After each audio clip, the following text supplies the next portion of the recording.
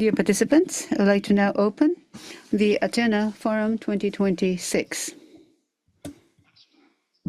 My name is Shimeno, and I will be the moderator for this ATENA Forum today.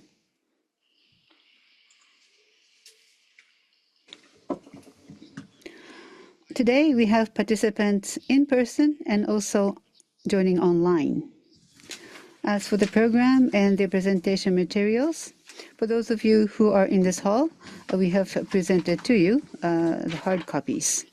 And for those who are joining online, it is posted in the ATENA webpage, so please download accordingly and refer to the materials. First, I would like to invite President and CEO of ATENA, Mr. Kato, for an opening remark. Mr. Kato, please.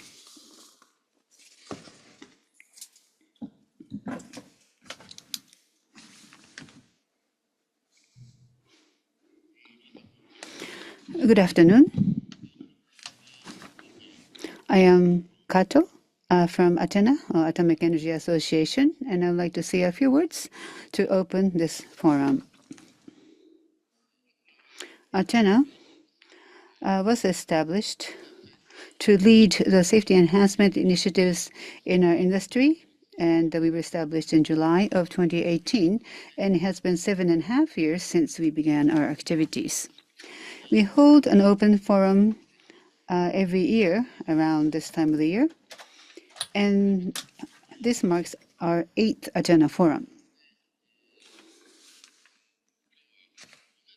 And we have so many participants today. I'm very grateful for your participation. The major activities of ATENA are summarized in our activity report document, and it is also posted on our website. So please refer to that document. Now, I would like to highlight some of the major activities of ATENA. First is the communication and dialogue with the regulator NRA, and we have had public meetings and technical opinion exchanges. We have had about 30 such meetings over the past year. So we have been accumulating our track record in our communication with the NRA, and we intend to continue to have close communication with our regulator. And most recently, we have had an exchange of views on risk-informed initiatives such as online maintenance, and we have had a frequent exchange of views on online maintenance, and some demonstrations have been performed on some plants. And this would improve work quality, and also online maintenance will balance out workloads, so it's very effective, and we intend to work on this to achieve this.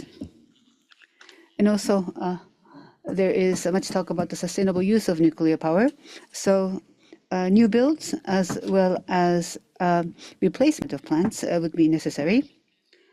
For the introduction of advanced light water reactors over the past year, we have had on a working level staff of NRA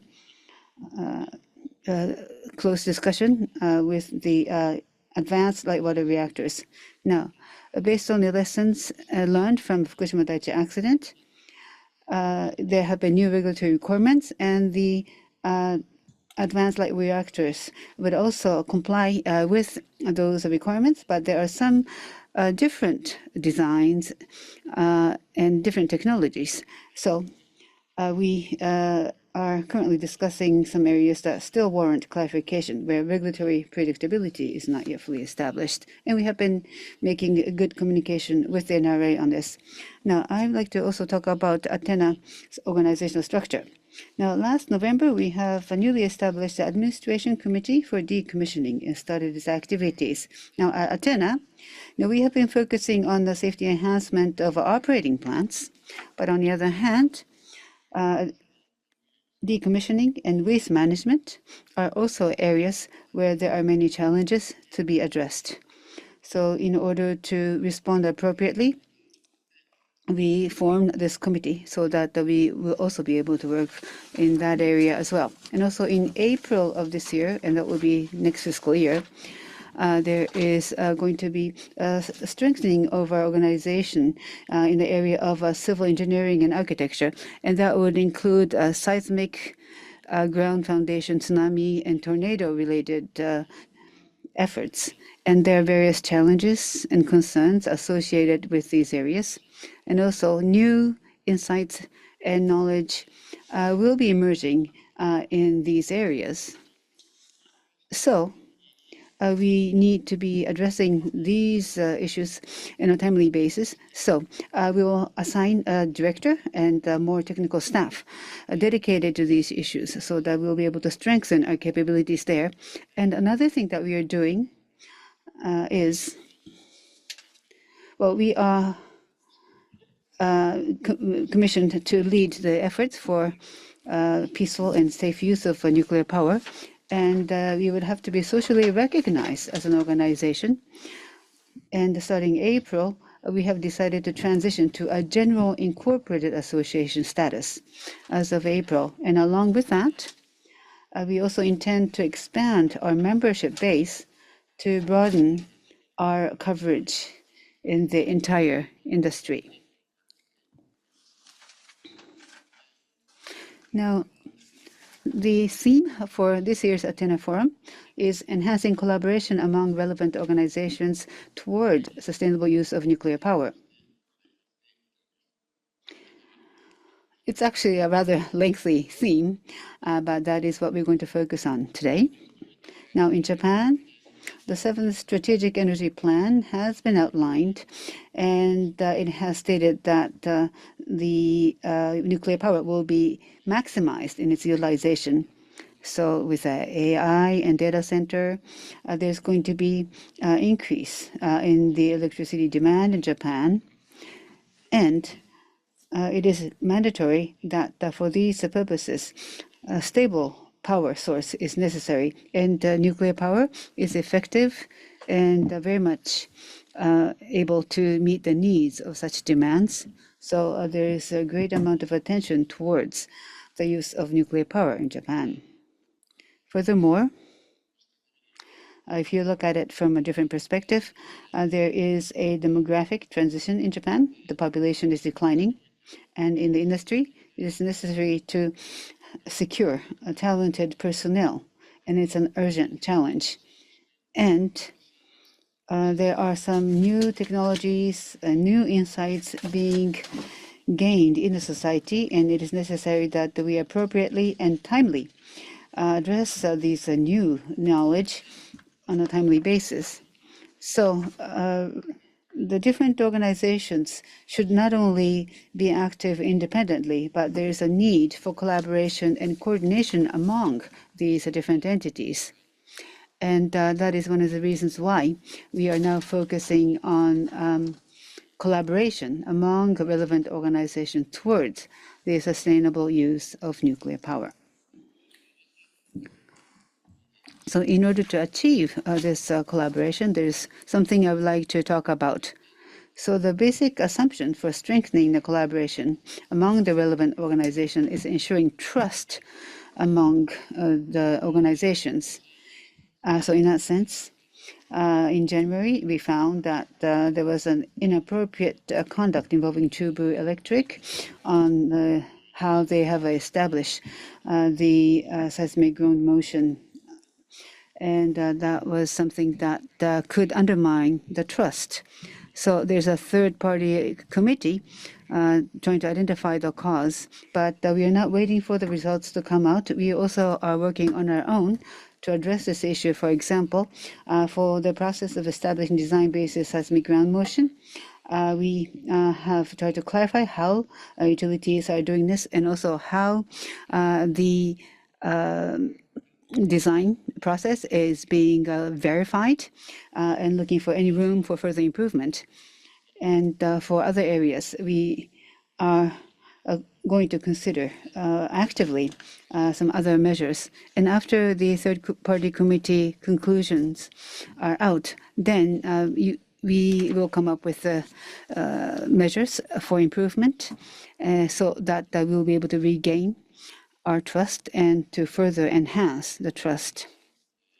Finally, in this forum, we are very honored to welcome Commissioner Nagasaki of NRA, and also from US NEI, Ms. Maria Korsnick, both of whom will be delivering speeches.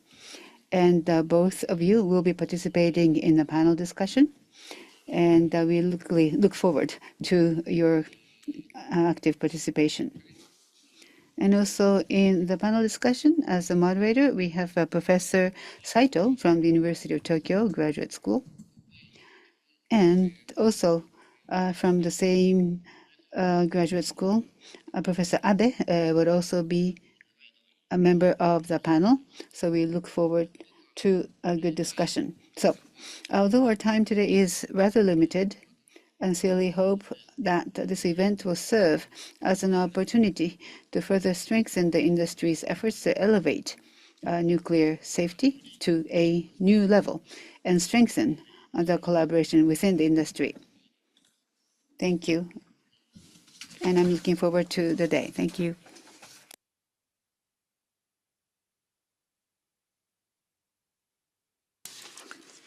Thank you very much, Kato-san. We would now like to invite Dr. Shinya Nagasaki, Commissioner of the Nuclear Regulation Authority of Japan, for his opening message. Dr. Nagasaki, the floor is yours.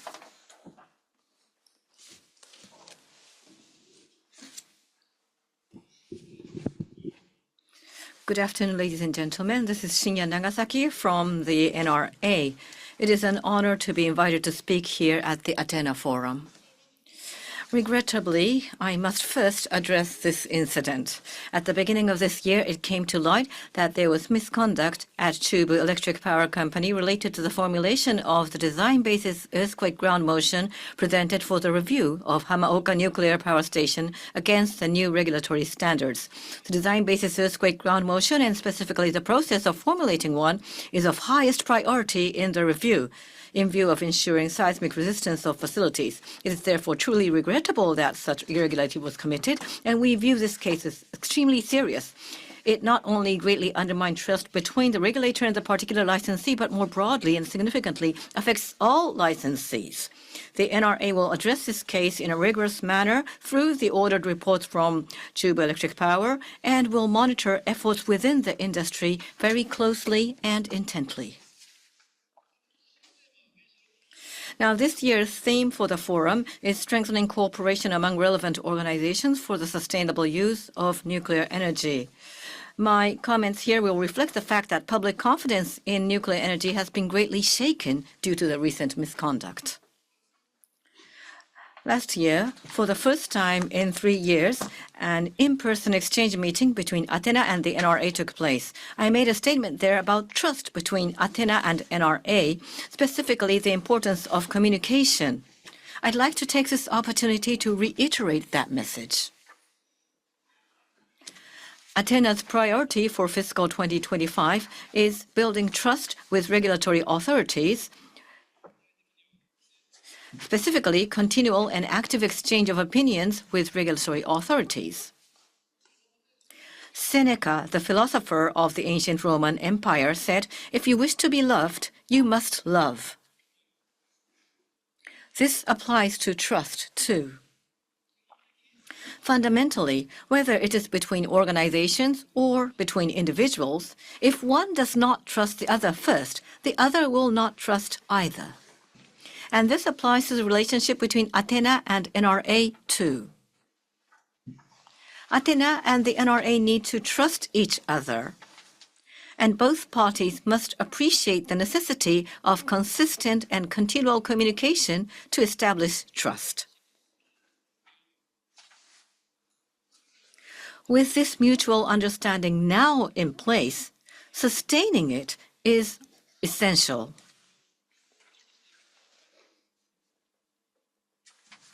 On the other hand, as far as I hear directly, The general public's perception of the relationship between ATENA and the NRA appear to be that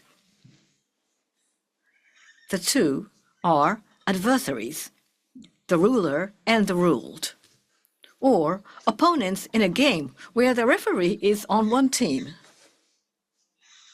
If that were the case, trust building or communication would be unnecessary or pointless. Such perception likely stems from the notion that a relationship between the regulated and the regulator would always be confrontational, as had been the case from ancient times till the Showa era. For example, Dr. Hajimu Yamana, who is now the chairperson of the NDF, served as editor-in-chief for a book series titled Nuclear Safety Foundation Science. There's a section in the appendix describing how, immediately after the accident at Fukushima Daiichi nuclear power station, there was an outburst of complaint and excuses from the TEPCO side that they had been doing everything as the regulator, the then NISA, Nuclear and Industry Safety Agency, says. And therefore, the regulators are to blame for the accident. I've also heard that on the regulatory side, people would warn each other that utilities always lie, so that they should not take at face value what the utilities say. So does the relationship really have to be confrontational so that communication is not needed? Let us take a step back and review the specific mission of each. ATENA's mission is to enhance nuclear safety by mobilizing industry resources to develop proactive safety measures and to encourage deployment across all utilities. Meanwhile, the NRA's mission is to ensure that nuclear energy is used safely in order to protect the lives, health, and property of the people, conserve the environment, and contribute to national security. Being the regulated and the regulator, ATENA and NRA may appear to be at odds with each other. However, as this comparison of missions suggests, I would rather describe the relationship as that of like-minded peers, both aiming for higher levels of safety in the use of nuclear energy. I hope that ATENA and the NRA, united by a shared commitment to achieving higher standards, will foster mutual trust through close communication. The importance of building trust through communication is not limited to the relationship between ATENA and the NRA. We would also like to ask utilities who are members of ATENA to build further mutual trust with the NRA, utilizing every opportunity, including ATENA activities and regular exchange meetings between the NRA and CNOs. That, in my view, is the key to enhancing safety of nuclear facilities in Japan.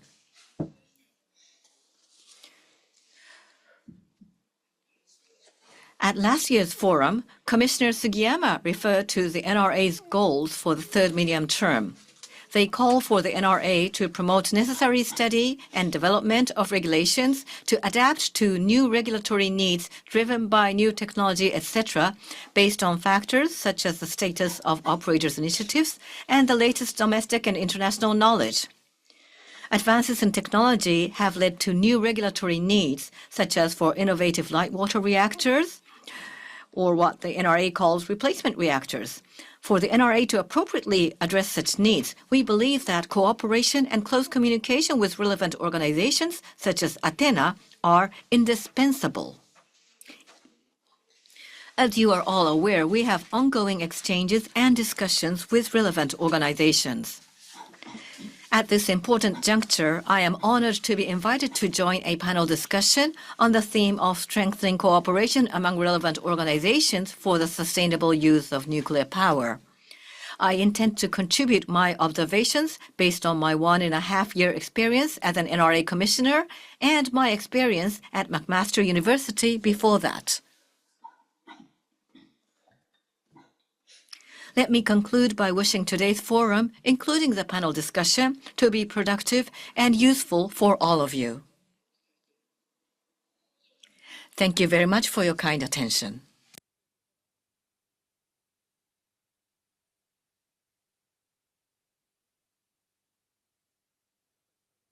Commissioner Nagasaki, thank you very much for your words. Next, I'd like to move on to the keynote lecture. From the United States, NEI, Ms. Maria Korsnick, the President and CEO, will be delivering a keynote lecture. Ms. Korsnick, please.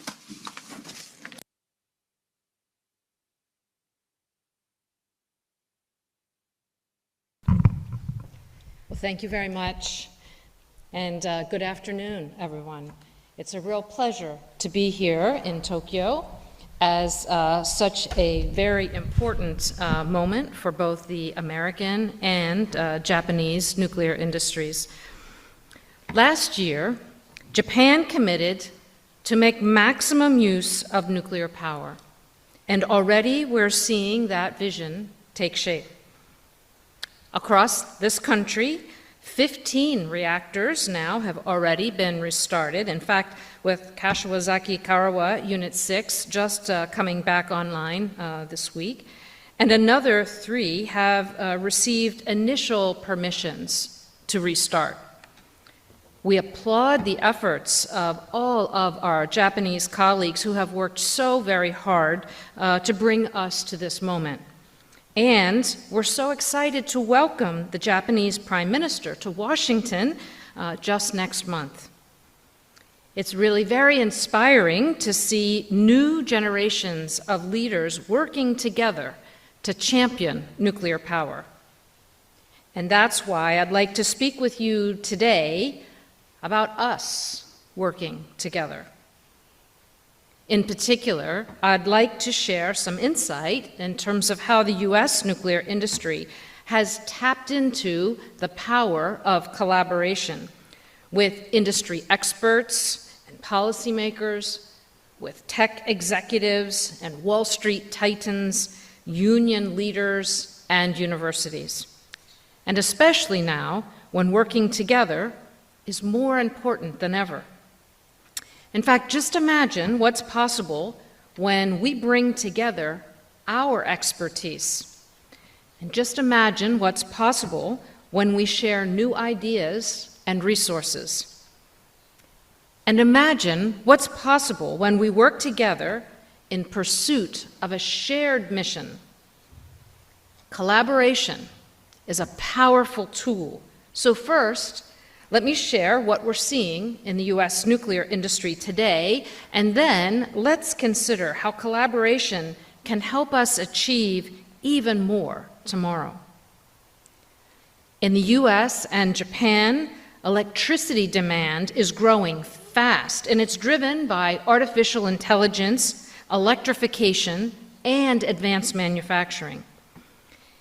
American data center electricity demand alone is projected to triple.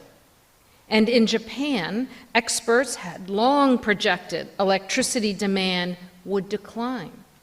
And now it's expected to increase by more than 5% over the next decade. Increasingly, both of our nations need power that is safe, reliable, clean, available 24/7, and at scale. In the U.S., both the public and private sectors are realizing that nuclear can and should be part of that solution. In the United States, nuclear has strong bipartisan support, which has yielded real, tangible results. Last year, President Trump signed 4 executive orders to bolster nuclear power. Following the president's order directing the modernization of the Nuclear Regulatory Commission, we are expecting unprecedented regulatory reform this year. This builds on NEI's longtime advocacy for regulatory modernization. And last July, we submitted a report to our regulator that laid out nearly 100 recommendations that would fix more than 1,000 outdated regulations or guidance. The Department of Energy's reactor pilot program, also stemming from the President's executive orders, aims to have 3 microreactors achieve criticality by July 4th of this year. The success of these projects would mark a major milestone in American advanced nuclear. After protecting critical nuclear tax credits, Congress has now approved legislation that includes significant funding increases for our Department of Energy's Office of Nuclear Energy.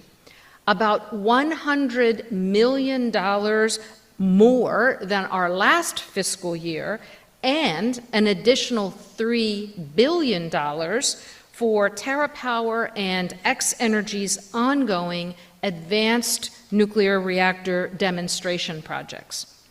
These projects include HD Hyundai and Toyo Tanso as their respective supply chain partners, and the Generation 3 Plus small modular reactor program, which supports Holtec as well as team led by TVA as they seek to deploy the GE Vernova Hitachi BWRX 300 design. And as we look to the state level, support for nuclear is also at an all-time high. In 2025, 45 out of our 50 states engaged in nuclear policymaking. Just a few weeks ago, you heard the New York Governor, Kathy Hochul, announce 2 new nuclear initiatives in her remarks: a pathway toward expanding nuclear capacity in the state and a new workforce development initiative. In business, leaders are investing in nuclear to power their ambitions. Meta just announced 3 new nuclear deals with 3 separate companies.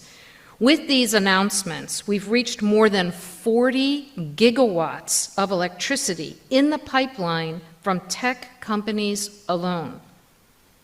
And across the United States, the industry is really stepping up to meet this moment.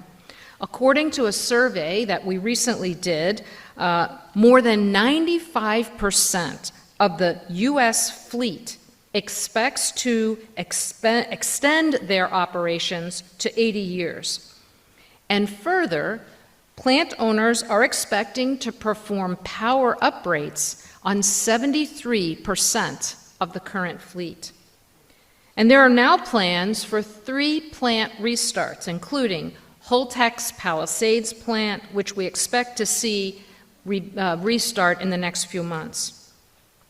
New builds are also in the works as well, with more than 23 gigawatts of new nuclear planned in the United States over the next 15 years, and that is just from utilities that operate nuclear plants today in the United States.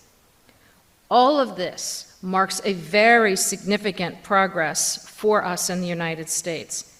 Still, when I think about the state of our industry today, I don't just think about the progress that we've made. I think about the possibilities that we still have yet to come.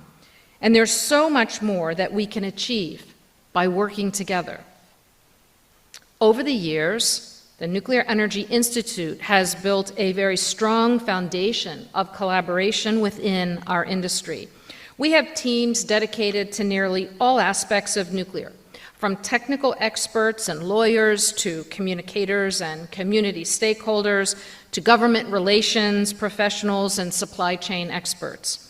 Whether it's coordinating an industry response on fuel supply disruptions after Russia's invasion of Ukraine, or drafting industry-wide construction best practices, creating international delegations for our membership, or working with policymakers to enact federal legislation like nuclear tax credits or reforms at the regulator.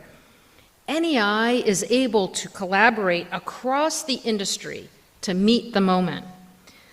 Now, looking ahead, we must continue to build on that strong foundation, and not only within our industry, but with all of our stakeholders. Consider workforce development. To meet the extraordinary demand for power, the Department of Energy projects that we will need 375,000 workers by 2050.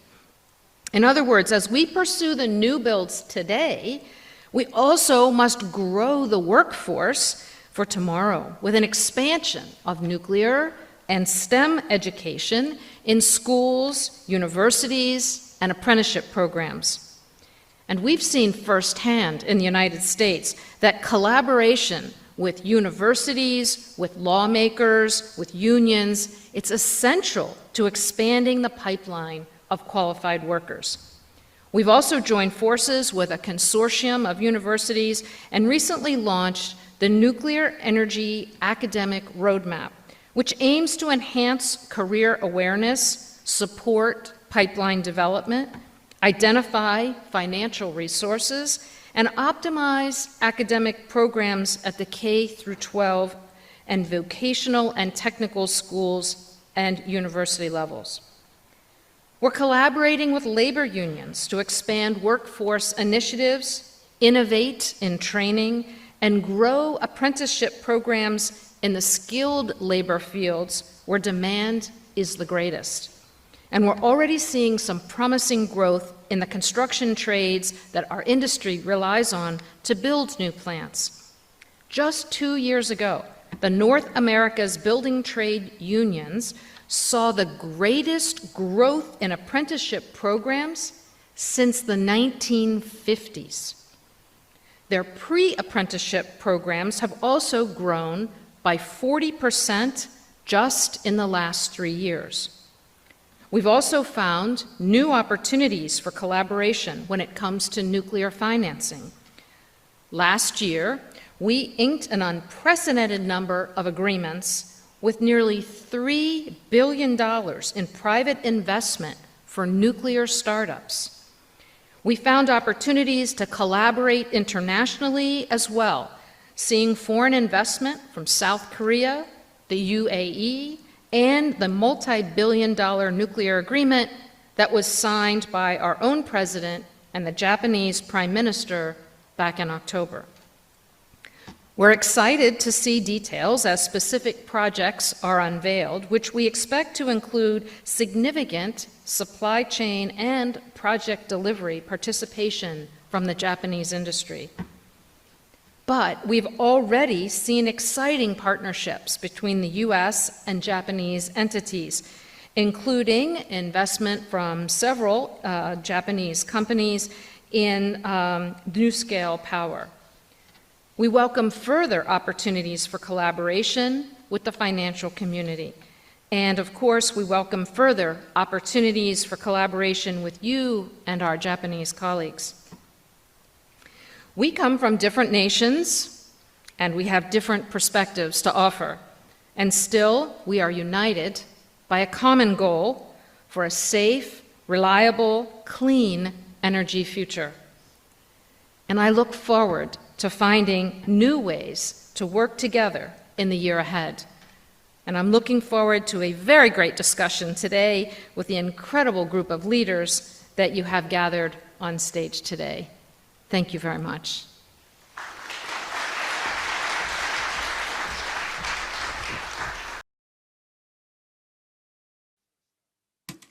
Ladies and gentlemen, thank you very much for waiting. We will now begin the panel discussion. There are 5 members of the panel, including 1 moderator and 4 panelists. Could you please come up to the stage? The theme of the discussion is enhancing collaboration among relevant organizations towards sustainable use of nuclear power.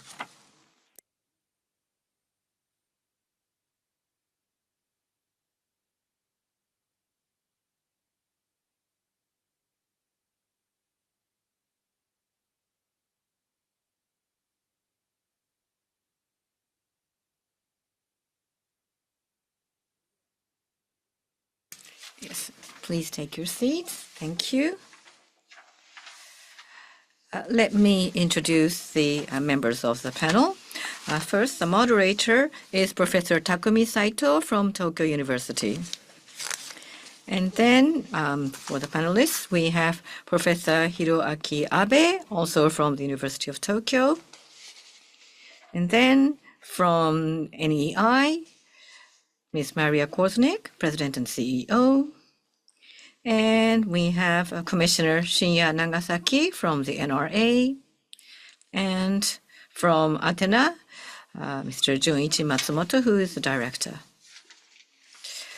And please allow me to not refer to the full titles, just in the interest of time. So with that, I'd like to give the microphone to Professor Saito. Good afternoon. It is a great honor for me to serve as moderator for this panel discussion. This is Takumi Saito from University of Tokyo.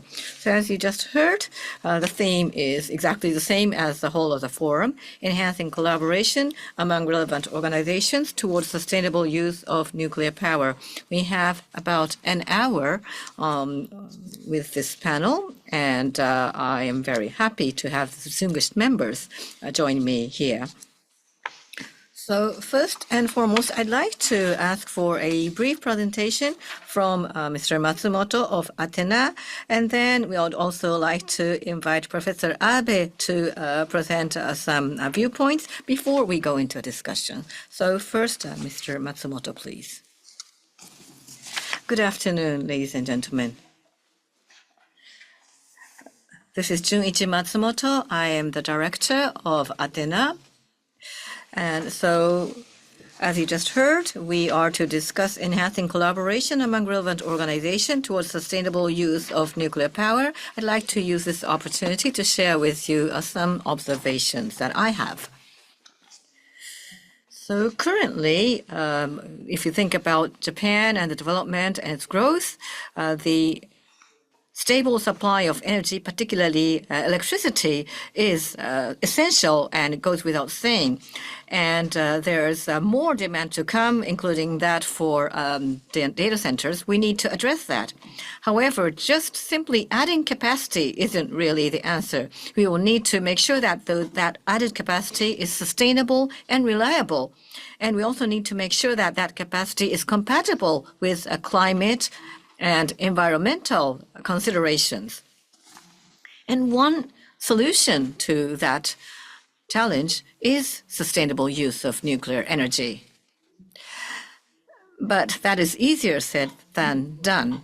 There are a number of challenges that we need to resolve to make that happen. And those challenges are also quite interconnected. For example, currently, we have 15 nuclear power stations that have restarted since the Fukushima incident, including the recently restarted KK6, Kashiwazaki Kariwa. But if you think about how to leverage that for the longest term possible, there are a number of challenges, as I have listed on the slide. And each and every issue that I've identified can also be factorized into more. And then another thing is identifying the challenges, but also identify whose court the ball is in. Who is the actor that can make a difference in addressing that? And if there's a consensus, that's okay, but sometimes you don't know whose court the ball is in. Or maybe everyone thinks the ball is in his or her court, or everyone thinks it's not in their court. So that could be very complicated. Now, if there's a challenge, we need to address that and find a solution. But we are not always gifted with ample resources, meaning people and time. So you have limited time, limited human resources, and you have this pile or heap of challenges. How can we find a good resolution to that?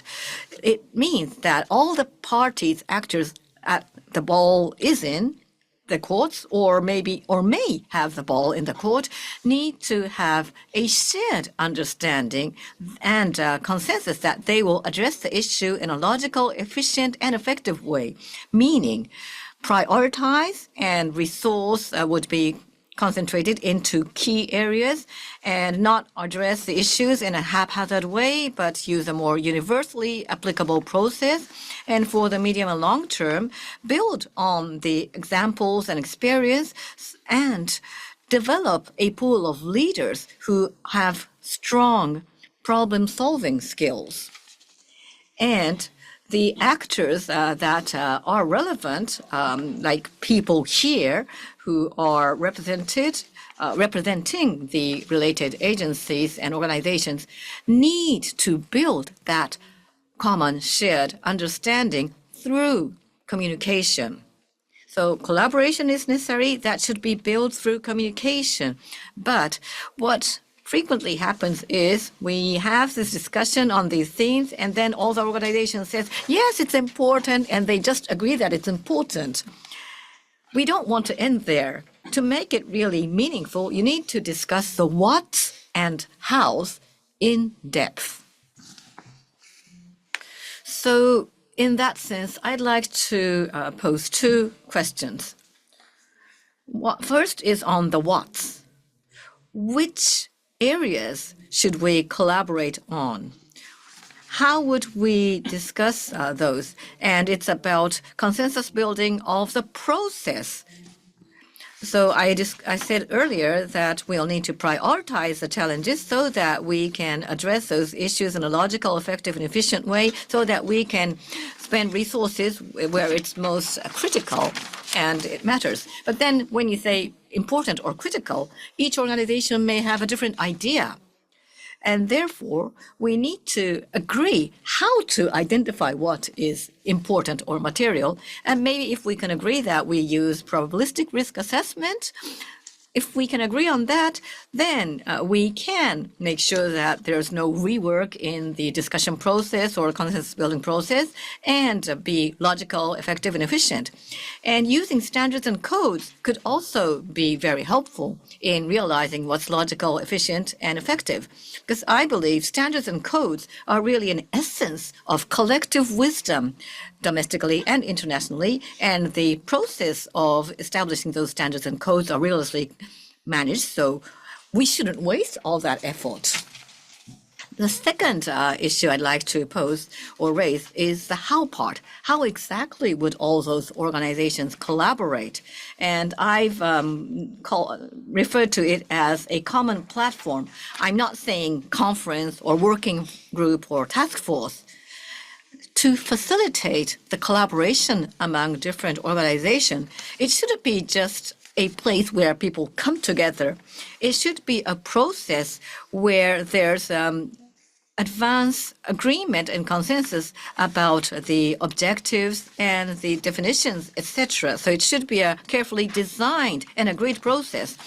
Professor Abe will present a discussion on the ATF platform, and that's a good practice that I hope can be expanded to other fields as well. Thank you very much. Thank you, Mr. Matsumoto. Okay, I'd like to move on to the next short presentation from Professor Abe of University of Tokyo. Thank you. I'm Abe from University of Tokyo. Thank you. And it is the first time for me to be in this kind of a forum, but I am a university professor. I like to stand while I speak. So please allow me to stand while I speak. Okay, so first of all, as you see on the screen, I want to just offer food for thought for the panel discussion. So the activities towards the implementation of ATF and let's say accident tolerant fuel, but also a platform called Advanced Technology Fuel.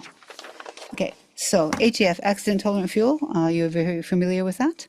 And there are different research work going on ATF. However, the new proposals that come up use new materials in the reactors, meaning that the fundamental research and applied research would have to be implemented in order to make use of that ATF. And there has already been summary of the technology readiness level for ATFs already, like you see here. So at the bottom, the basic research. So for universities like us, we are in this level 1, 2, 3, and then on the top, the utilities, for example, they are going to actually use it in the commercial reactors. So the TRL covers a broad range. So in order to implement ATFs, we would have to cover all of these areas and go one at a time to notch up the different TRL levels. Now, for this technology readiness level, TRL, for accident-tolerant fuel in Japan, the characteristic is that all of these TRL levels are going on at the same time. Normally, it is more sequential from basic research than to applied research. But for ATFs, all of this is going on at the same time, and that is a major characteristic. So the feedback on the insights for implementation. That feedback loop is very important, as you see here. So there are various stakeholders, universities, in research, all the way to the NRA, the academic organizations, utilities. There are various stakeholders. So there is a need for good collaboration amongst all of these entities. And the concept of TRL. So once there's a basic research, then the outcomes from that research will be reflected in the upper layer. And if you go to the next slide, in a higher level, then the new challenges and new issues will be emerged, and it could come back to the lower level, or after the basic research is done, it could also benefit and spin out to a totally different area. And it could still go up further in a very different field. So there are various potential outcomes out of a basic research. Now, the discoveries would have to be comprehensive and exhaustive. And, that is how we will be able to be more safe and higher in performance as we develop technologies. However, there are some challenges that we have identified, and I don't know if it is just to Japan, but it applies to other countries. But the paradigm shift is something that we do need to bring, but there are some challenges that we may face. So we would have to have a collaboration transcending the different stakeholders. And there would have to be a good feedback loop. So what the regulator is thinking should also be brought down to a lower level. And then there should be a feedback in a cycle. And at the same time, by having this mutual relationship, we will be also able to foster talented human resources, and that will be a collateral effect of this kind of a cycle. So, before the Fukushima accident, there were small things that piled up, meaning that each of the stakeholders were very independent and there were no sharing of experiences and insights.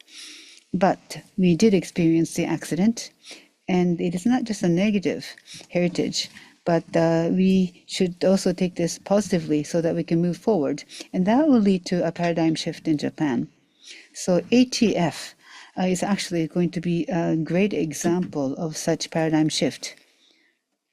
So, there are some things that would be found in a certain TRL layer, and by sharing that insight or finding in a higher or lower level, then it will be possible to further accumulate knowledge, and that would develop into a very strong R&D, technological R&D organization. Now, we have made a proposal recently that is called the ATF platform, but it's Advanced Technology Fuel Platform. So this includes accident-tolerant fuel, but the different types of new fuel, advanced fuel, how that can be developed. And so it will be a platform to develop new types of fuel And so that would lead to generation of a technology and the development of human resources, and would be managed with all the stakeholders in Japan so that the users will be incentivized to introduce the new fuel. So we want to instill a positive spiral in Japan. That is our goal. So in this ETF platform, there are things that we are expecting to achieve. I'm not going to get into the details, but there are various stakeholders who will be benefiting from this platform, and each stakeholder will be able to move forward. So the universities who are in charge of basic research will be able to come up with new research topics, and for the regulators, it will be possible to incorporate new concepts in regulation so that new types of regulation can be enabled. And for the utilities, it will be possible to leverage the new insights so that they can be used as a scientifically accountable technology, and that would incentivize the usage of such new insights and technology, and will be able to benefit from that new technology. And if I may skip over, so the accident-tolerant fuel is a technology that is most likely to be achieved at an early stage. So this kind of initiative is going to be a good role model for future advanced reactor introduction in Japan, as well as development of SMRs. Now, this is a graphic representation of what I've talked about. Looks like a big bang of the universe, but you know, in the world of fuel, there was what we call the fuel platform, but that was a rather closed platform with a lot of confidential and proprietary information. But once we, in the academia, go in, you know, we are not able to provide new insights from the academia, but we want to now put together a ATF platform. We need support from the NRA, from the ANRE, the METI, various other stakeholders, and in doing this, we will be identifying issues, PERTs, the level of TRLs, and that is related to the advanced reactors, and you know, the stakeholders are on par with each other, so that each entity will be able to have access to necessary information so that it will be leveraged for their own development activities. So for fuel, we have a roadmap, we have laws and industry codes, and that could also lead to talent development. So finally, so we want to make this a very positive spiral, and by building this spiral, we can develop a very exciting technology, and we want to make sure that R&D and the technology will be very attractive and exciting. So I think this is a good lead into the panel discussion today. So thank you very much for your attention. Thank you very much, Professor Abe. So now we would like to begin the discussion. So we heard in the short presentation, and there were two questions or issues raised from Matsumoto-san. So it was about what to collaborate on, and the second was how. But before we dive in there, I'd like to maybe start with something more fundamental.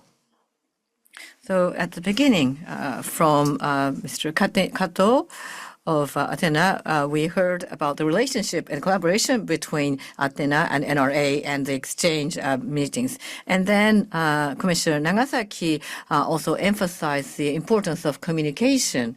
And today here in the venue and among the audience, we have people who are responsible for nuclear energy policies. We have people from academia and from the industry and the supply chain.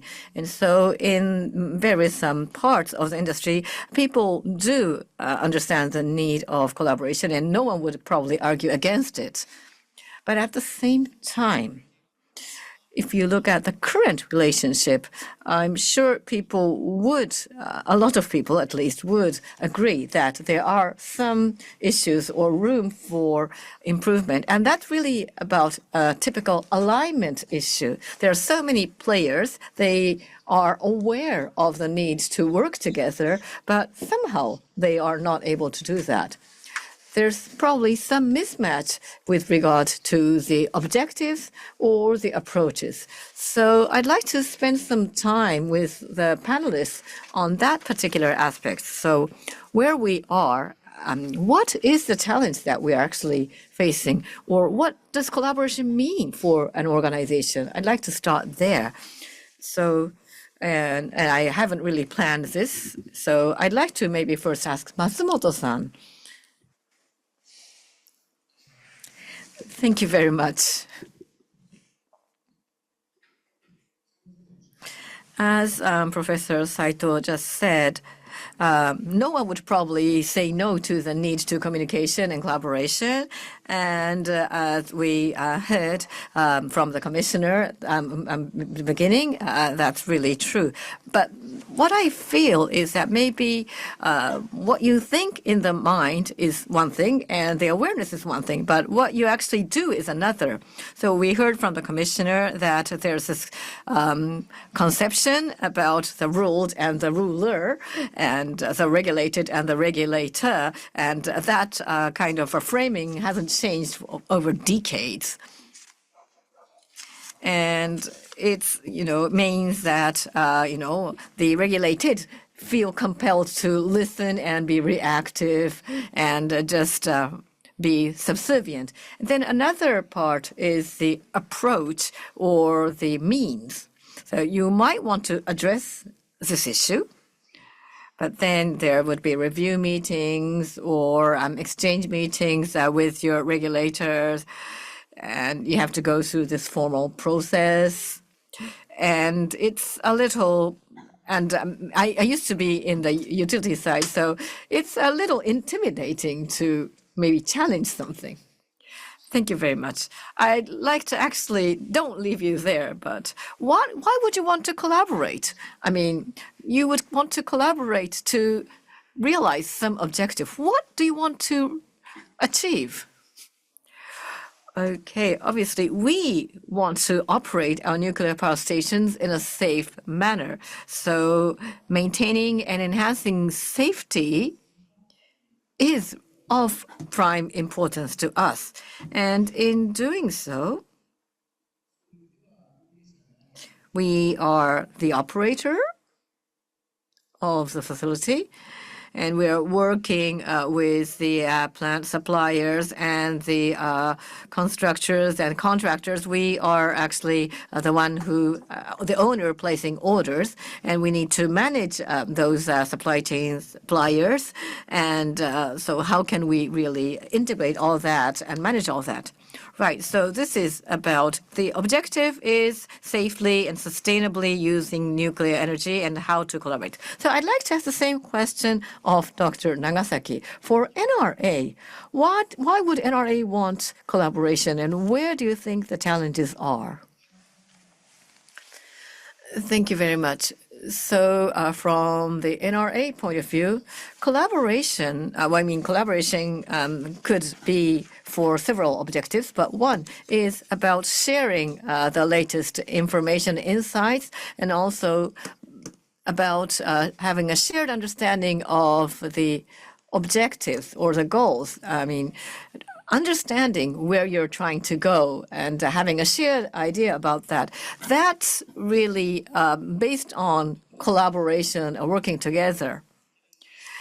If utilities are totally independent and doing something, and the regulators doing something totally independently, and there's nothing in between, shared in between, you can never build any shared understanding. And we will need to build an environment, provide an opportunity, the awareness for collaboration, and that's really what collaboration is about.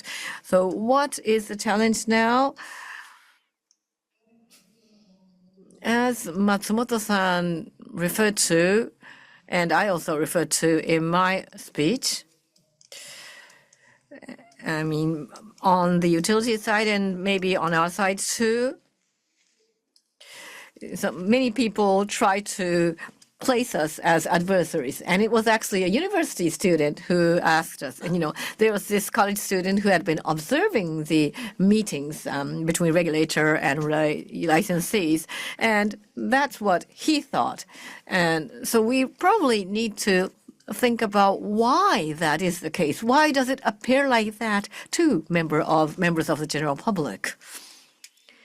Another part is that we, as a regulator, need to be independent and transparent and neutral. That we cannot compromise on. So the challenge is to protect that while communicating with the relevant stakeholders. So we are still trying to find the right balance there through trial and error. Okay, let me ask another question. So sharing information is one thing, but then being independent and transparent is important. Why do you need to share information? Why do you need to be seen as independent and impartial? Well, suppose there's new technology that's being developed. Then you will have to think about what system would be using that. We will, as regulators, need to understand what the technology will be used for, how it would be used, so that we can regulate appropriately. So we need to anticipate that. So in that sense, we need to share information with the regulated side so that we can better anticipate what we can do. So suppose there's this new technology coming in to allow it to be used safely and contribute to society. The regulator also needs to be privy to such technology. I think that was the point. So as we heard from those two people, maybe if you look at the objective, maybe there's not much of a gap or mismatch. But then there's some difference. And so that may be the feeling that we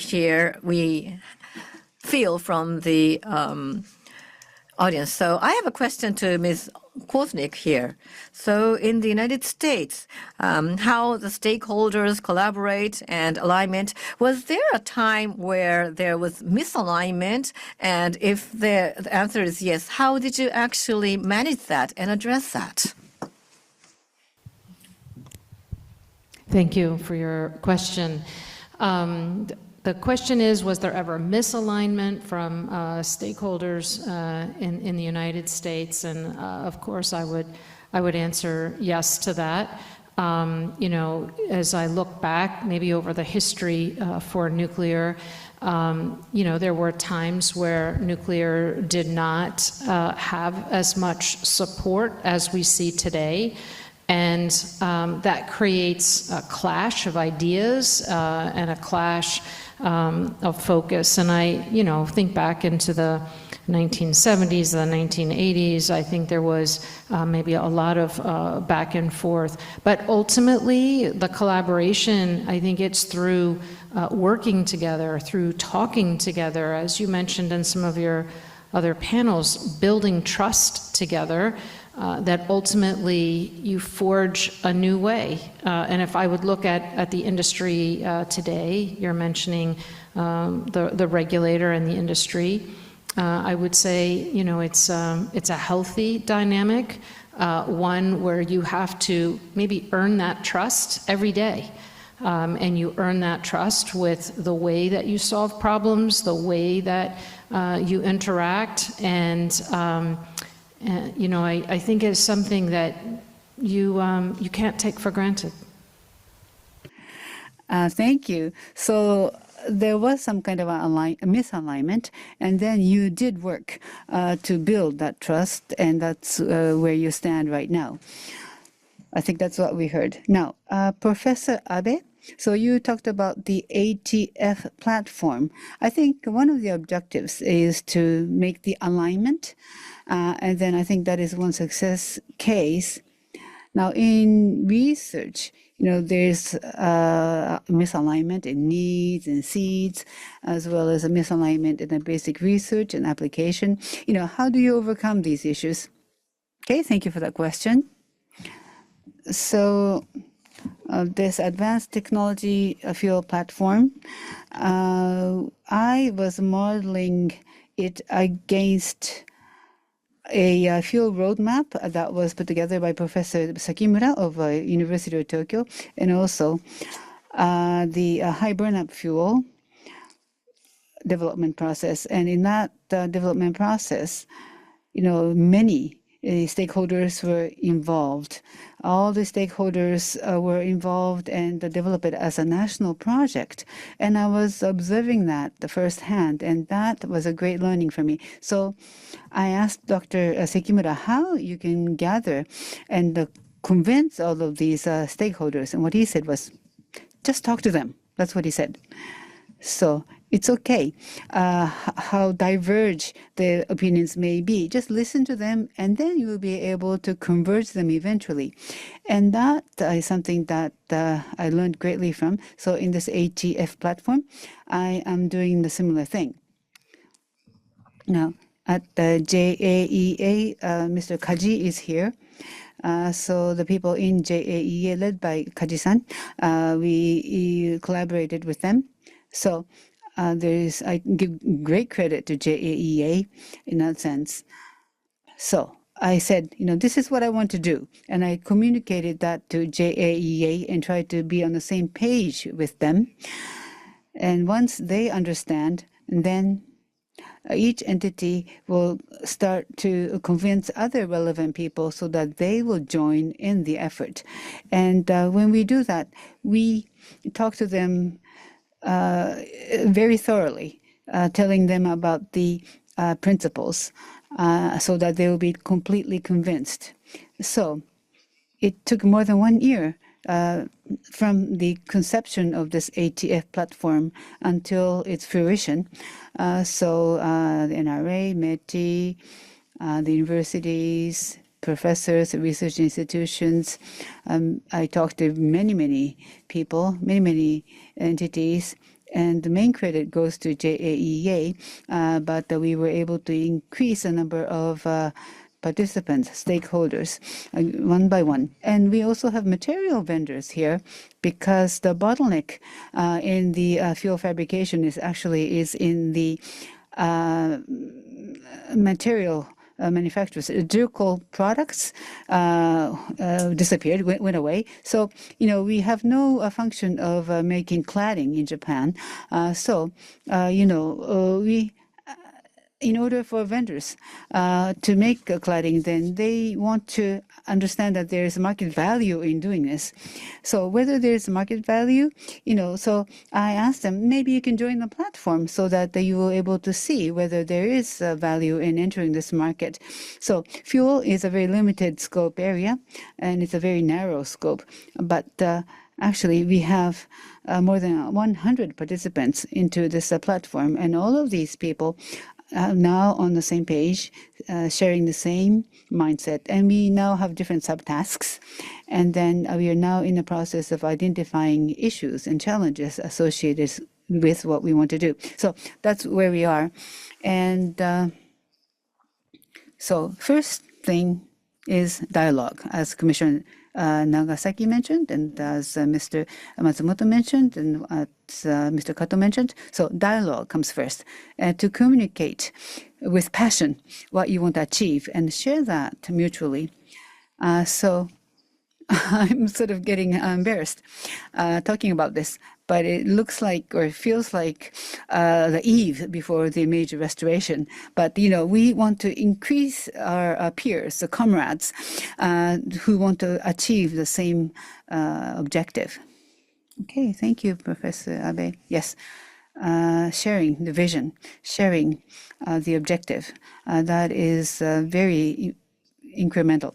Now, I fully agree with that, and I think that's where it should start. And without it, there is no collaboration. Otherwise, there will be a misalignment eventually. So to move forward with this panel discussion. So now that there's alignment in the objectives, now, so how are we going to allocate resources into coordination in what areas? Matsumoto-san gave in his presentation the different areas where there is a need for collaboration and dialogue. So, Matsumoto-san, could you first go ahead? Yeah, thank you. So, my view is probably the human resource issue. Like I said in my short presentation, development of human resource is very broad in its definition, I think, because it has to do, if it's equipment or design, then it's easy to focus on these issues. But if you talk about human resource development, I mean, there are different ways of developing human resources depending on who you talk to. And people feel in different ways the challenges associated with the human resource development. And people agree that collaboration is necessary to achieve this. So I think we need to have a focus.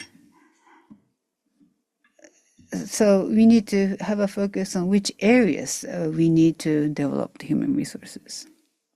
That is my view, first of all. Okay, thank you. So to be more specific, what types of people do we need to develop?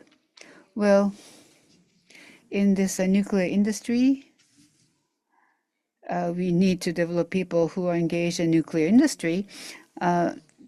So the younger generation who will be potential people in the industry, the college students or even high school students, whether they have the mindset to take on the challenge of going into this area.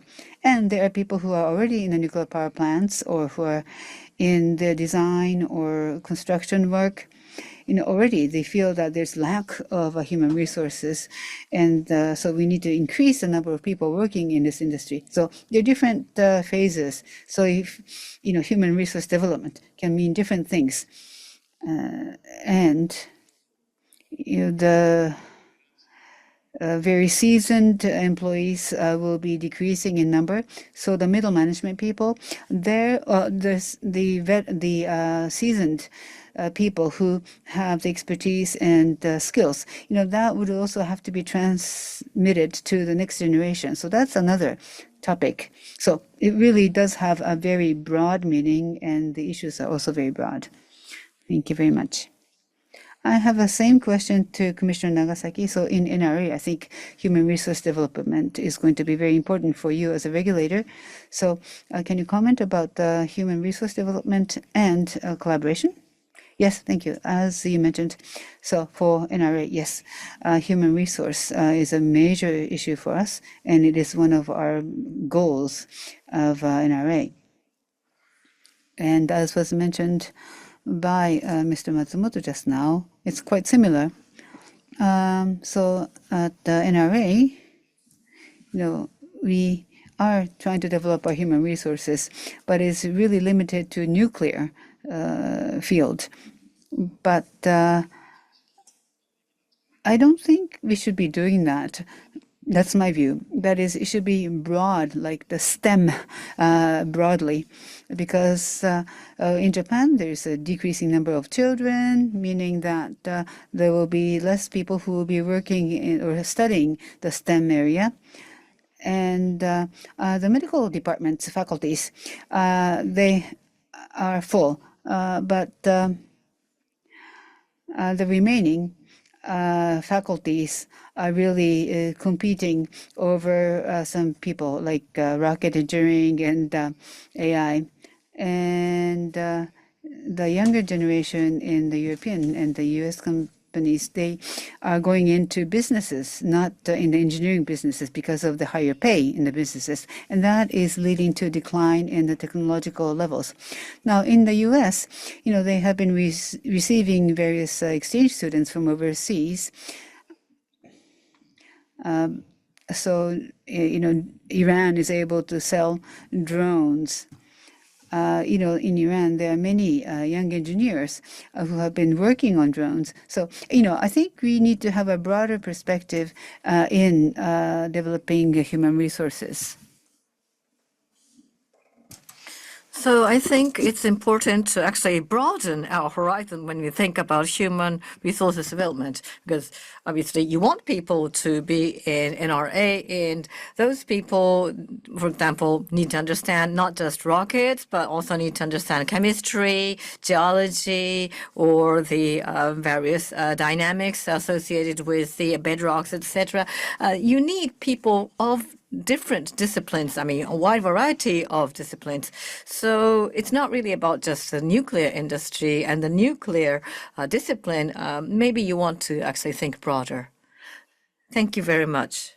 Ms. Korsnick, I'd like to ask a question of you. So we heard from Matsumoto-san and Commissioner Nagasaki, and it appears that human resources development could be one field that people could work together on. What is happening in your country? Is there any collaboration, a very broad scale, on this issue?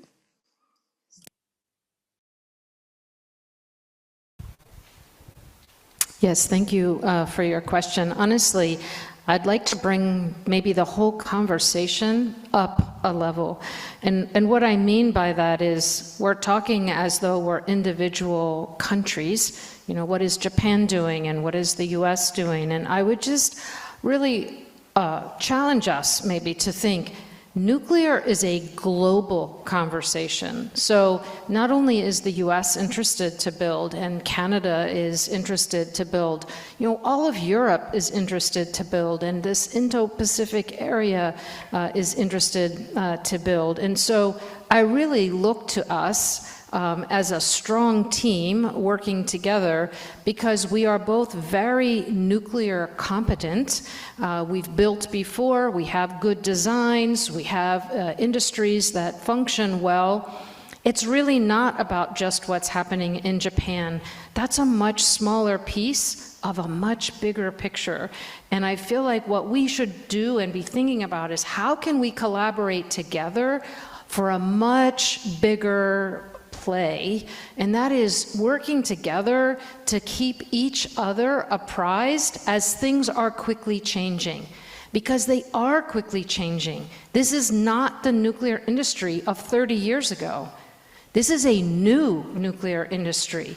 The designs are changing, the fuel types are changing, the rules are changing, the regulation is changing. We're talking about needing new workforce.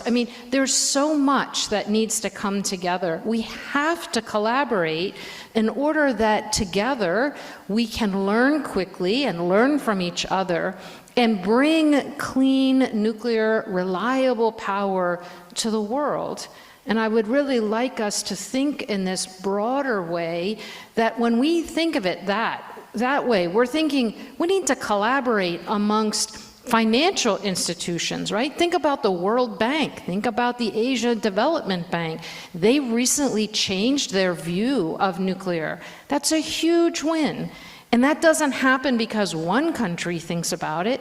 It happens because multiple countries are doing that. And that's, I think, the bigger win. And I'd like us to think about collaboration on a much more grand scale, because it's much bigger than just the eaches of what's happening in a country. This is a much bigger picture. And I guess I just want to challenge us maybe to think of the power of working together, what we can bring to the world. Think of how we can work together on supply chain. Think how we can work together on these new designs. Maybe Japan's not interested to build a fast reactor today at this moment, but other countries are going to be interested in building fast reactors. So Japan helping and collaborating with that will bring all of that new knowledge and expertise to help back home. And I want to give us the understanding of just how dynamic that this world is and how different 5 years from now, 10 years from now, 20 years from now is going to be. And collaboration keeps us both smart, both understanding all of these different dynamics, and both working together in a way that we're going to get 2 + 2 to be 5 or 10. I think that's really what we're trying to harvest. Thank you very much for that great and inspiring comment. I mean, human resources development, and including myself, many people tend to think about maybe, how to get more students into your course, and you assume that they're all Japanese, and we are probably assuming most of them are male, and maybe that's where we still are, and maybe we're discussing that, but that shouldn't be the case. We should actually look broader. There are so many countries in the world, and there are variety of people being supplied. So we'll probably need to take a more larger, broader view. And then if you think about collaboration, there are new frontiers that we could actually address. Thank you very much. I was actually very inspired by your comment. So thank you very much, Ms. Korsnick, for that. So, Professor Abe, with that, I'd like to give the microphone to you. Thank you very much. Ms. Korsnick talked about the dynamism and the change that's happening. And creating and driving change is an attraction to any generation, I think. And driving a change, and how can we do to drive change and facilitate change? We have to think about what mechanism we need or environment we all have to prepare. When we think about human resource development, one approach could be to think about schools and universities first and start there. Another view is to leave the universities out and think about people joining a company or industry as a career and focusing on that part. And so I'd like to actually focus on the latter part. So professional development. So in the ATF platform, there are two things that we made important. One is to not deny. Make sure you always add on. We are material scientists, so we are really focused on additive manufacturing, which is actually used in SMR. So it's about really building up blocks of atoms, etc., and molecules to build something. So our first principle is to use the additive manufacturing approach. So you don't delete anything, you just add on, and you don't deny anything. And particularly when young people come in, and for example, when I was young, that's decades ago, sometimes you don't get it, you don't know things. So sometimes you say silly things, but seemingly silly things could actually have some new ideas. And so it's the job of the seniors to actually pick up on some promising new ideas. It may not be something polished or sophisticated, but maybe help that person polish the idea and add to it. So that's really a simple type of human resources development. Maybe if you're a parent, that's how you would raise your children. Because it's one of the basics of parenting, I think.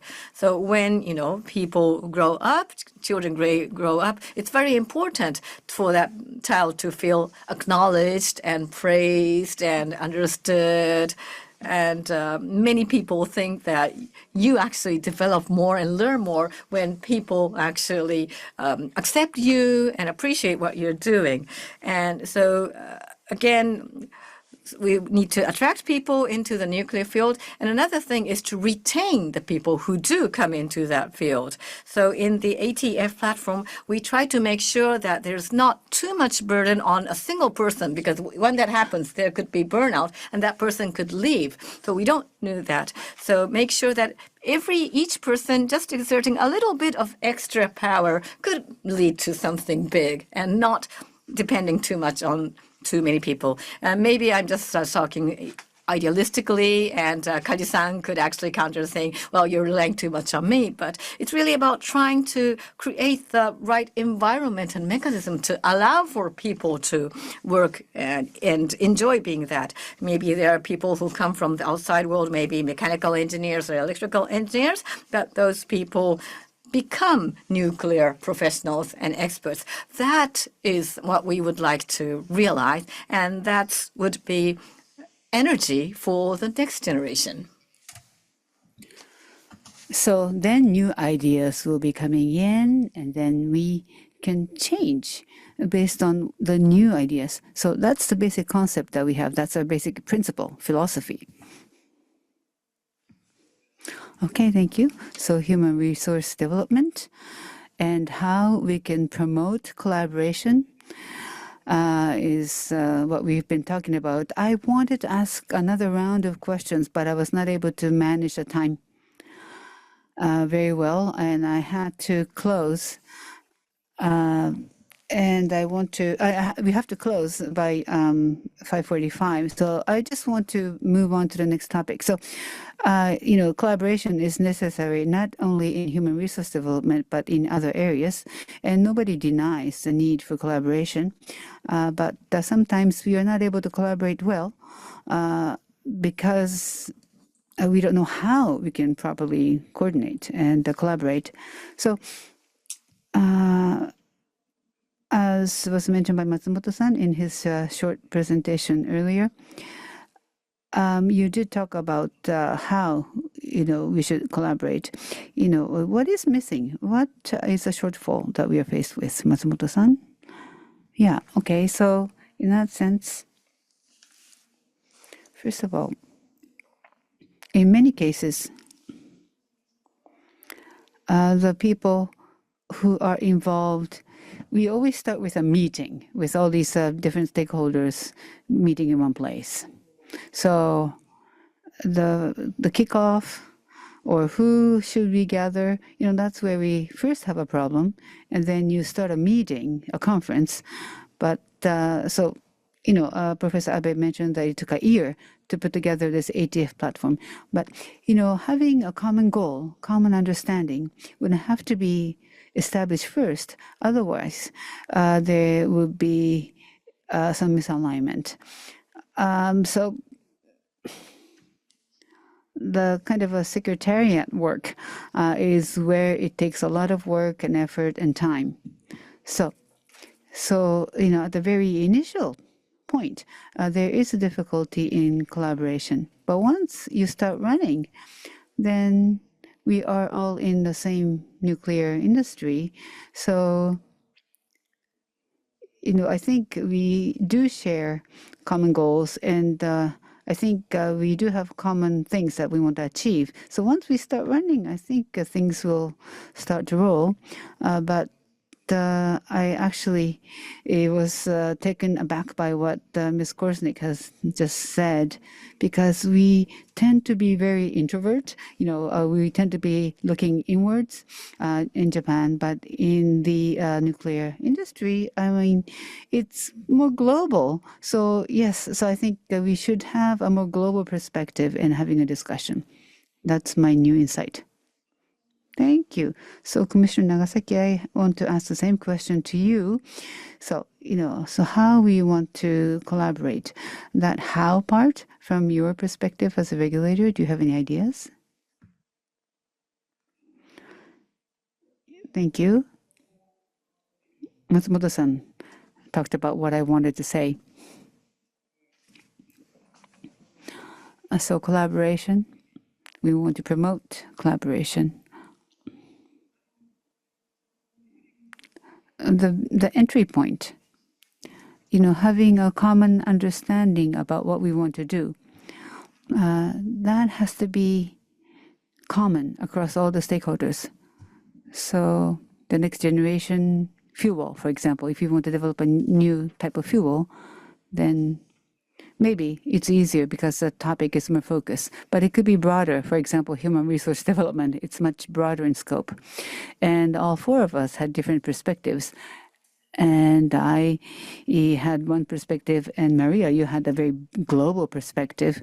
And then you talked about globalism. Then I thought of, then I have to speak English. So, that is the kind of a mindset that comes to my mind. But, that very initial entry point, how we can have a common understanding, that's very important. Once we are on the same page at the beginning, then I think we can move the ball rolling.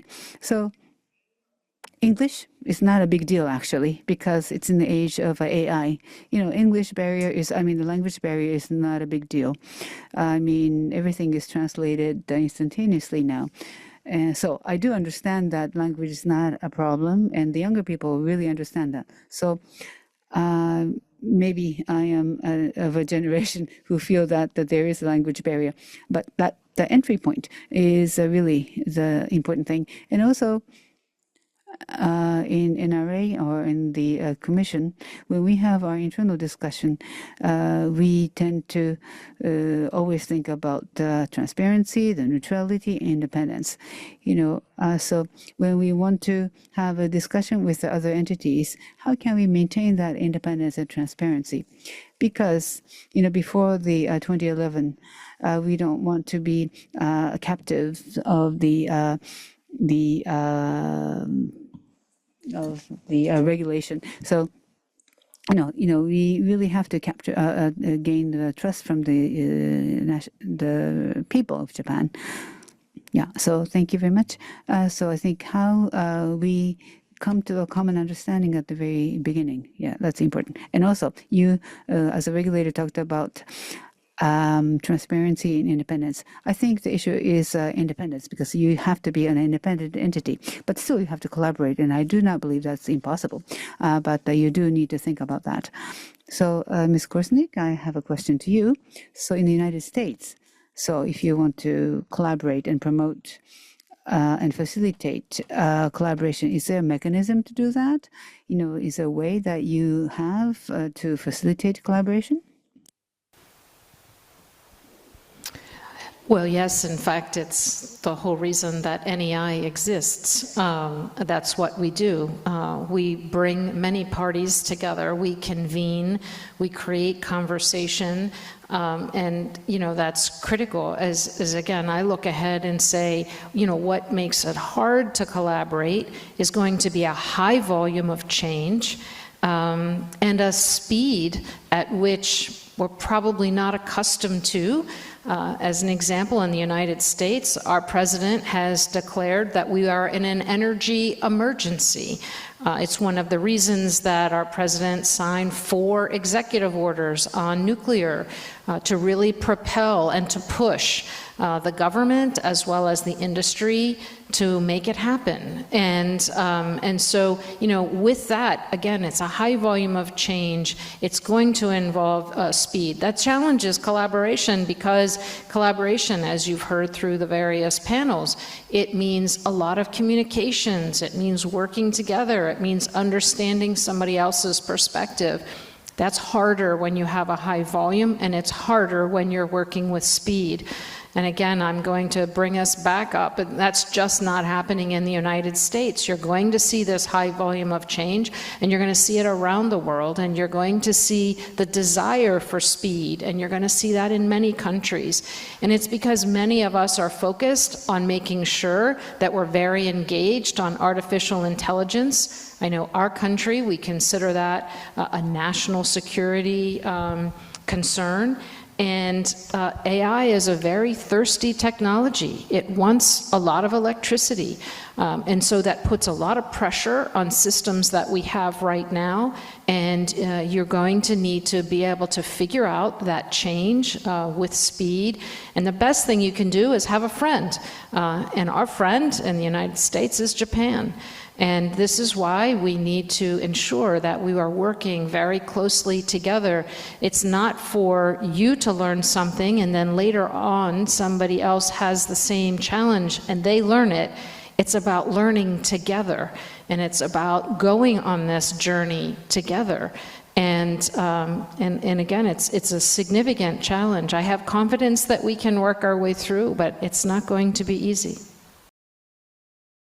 Thank you. That was exactly what I wanted to ask you, because at the NEI, you are facilitating that collaboration, and that is exactly why you exist, as I understand. And when I was given this theme, I also thought about the raison d'etre of ATENA as well, because all the stakeholders can be facilitated in collaboration through ATENA. And that is the role that shall be performed by ATENA.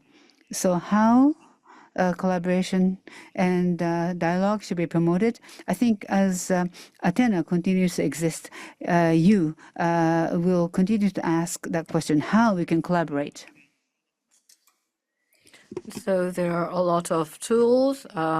Commissioner Nagasaki also mentioned that. And then in our university, we're actually discussing providing lectures in English too. But then the language barrier probably doesn't really exist anymore. And there are those devices that provide automatic simultaneous translation. There are also a bunch of various tools that facilitate collaboration across different barriers. So cleverly using those tools to facilitate and improve and enhance the collaboration is probably the right thing to think about. Now, Professor Abe, maybe you are from the academia and maybe have a little different perspective. So I'd like to invite you to provide your views. Thank you very much. With our ATF platform, one big challenge was about IP, intellectual property, and how to treat that, because otherwise interdisciplinary type of collaboration would be challenging. I mean, researchers and scientists from different fields were quite reluctant to talk to each other in the face of potential challenge. But there's something you need to overcome. But with anything, you need to overcome challenges. I mean, any organization would want to protect its interests. So that's number one. We need to accept that. And then the question is, how should we resolve that so that the parties can collaborate? And so what we did in our case was to actually focus our discussion around open information where IP doesn't really come into play. And then another thing we did was we actually developed this agreement or a written note that people would sign with regards to IP protection. And so basically our discussion will focus on open information when identifying the challenges and the problems at hand. So far that's working. And another thing that we said to all our participants is that if you think you're just participating and just withdrawing information, don't do that. You need to contribute. It's additive manufacturing. You need to add to it. You can't just take and not give. And so we make sure that everyone who joins this platform agrees to that and understand that. Otherwise, we won't let that person in. So we'll need to make sure where the benefits are. The benefit could be multifold. For this company, it could be about utilizing the insight from the platform and utilizing that for their products, or maybe using the feedback from the platform to improve their products. That's we wouldn't actually call that IP because our discussion is centered around open information. But what if something good comes out? That's something we should be happy about. It's good for our country. And so let's facilitate that. Let's make sure that a lot of good things come out, good products come out. So we had this kind of thinking and attitude setting first.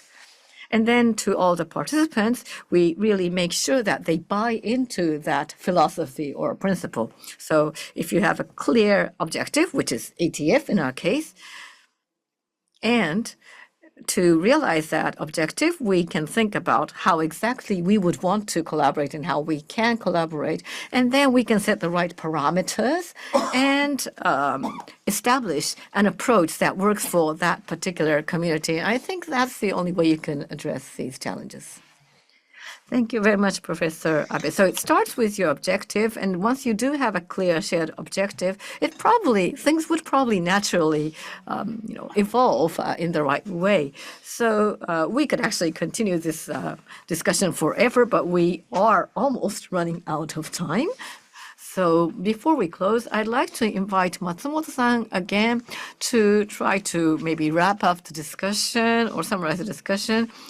So we were trying to, rather than just thinking about where to collaborate and how to collaborate, I would really like to Matsumoto-san to really make a statement about how ATENA wants to collaborate with other parties. Thank you very much. As Professor Saito just mentioned, ATENA itself needs to really build or be the platform for collaboration. I think that is the raison d'etre of ATENA. Actually, in ATENA, we have the small ATENA and large ATENA concept. The small ATENA is that our business is actually located in the Keidanren building. And so the people working there who are ATENA people, ATENA employees, there are 30 plus people. That's the small ATENA. Now, the large ATENA is all the member companies. So they are utilities, they are plant manufacturers, various industry organizations, etc. And those people working together is really the large ATENA, and that has been the key concept for ATENA since its inception. And we really want to make that large ATENA community work even better together.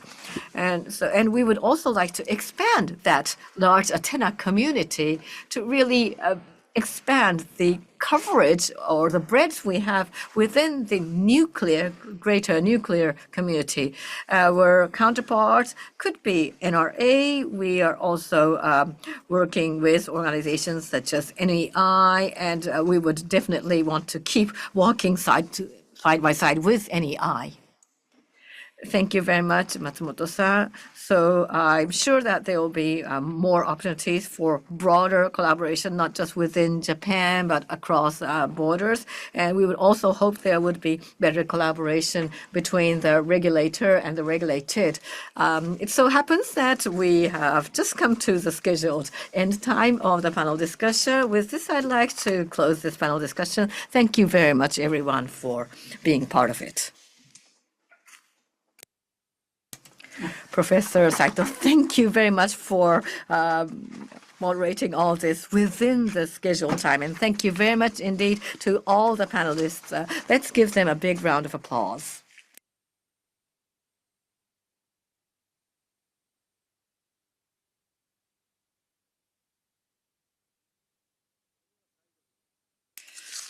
In closing, I'd like to invite Hideya Kataoka, who is the director of ATENA, for the closing remarks.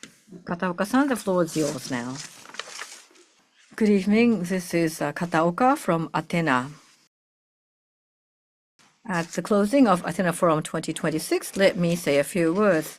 I'd like to first thank the large turnout and participation, both in person and online, from so many people. Thank you very much indeed. Now, today's forum was held under the theme of enhancing collaboration among relevant organizations towards sustainable use of nuclear power. Let me just briefly review the program. At the outset, we heard from Commissioner Nagasaki of the Nuclear Regulation Authority, and he mentioned that the relationship between ATENA and NRA may appear to be confrontational between the regulated and the regulator, but we are actually peers with a shared objective, which is enhanced nuclear safety. And through continual communication, their mutual trust should be built, and that indeed would be the key to enhancing nuclear safety in Japan.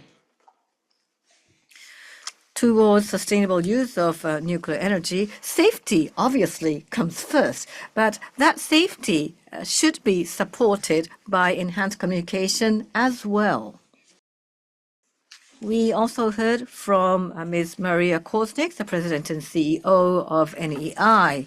In her keynote speech, she discussed the recent trends and developments in the U.S. nuclear and how the whole industry is moving forward based on collaboration and cooperation, and how there is a great promise going forward. And she also discussed how NEI has been facilitating collaboration throughout the country and across national borders and across industries and delivering results.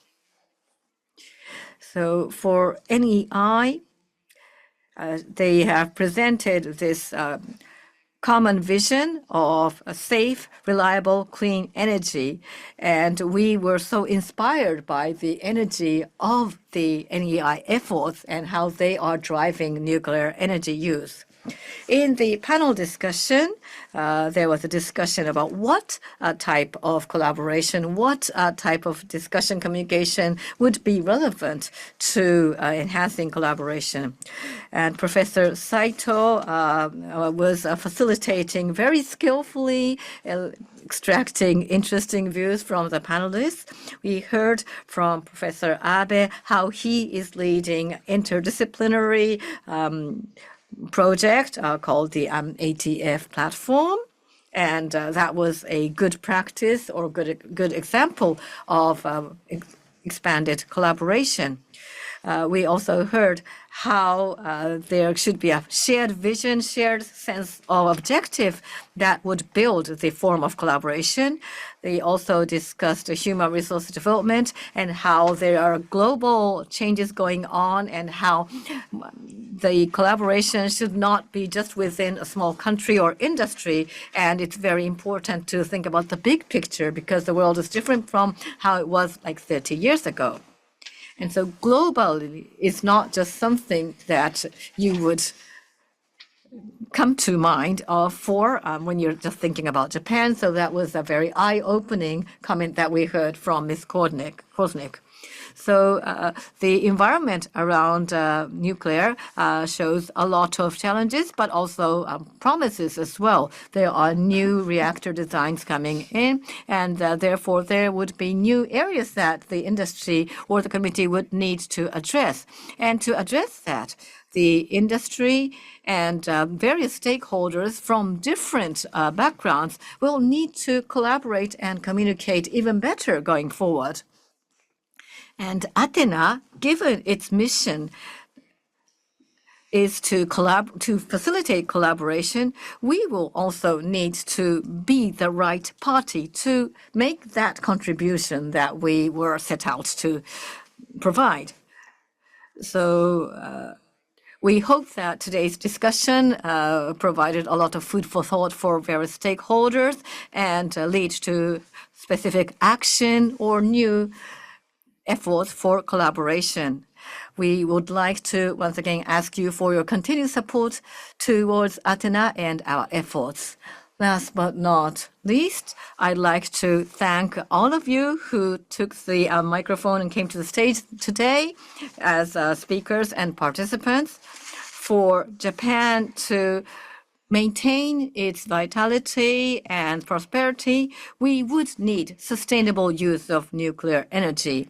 We hope that this forum will help better collaboration among various organizations and stakeholders. And with this, I'd like to conclude my remarks. Thank you very much indeed. Thank you very much.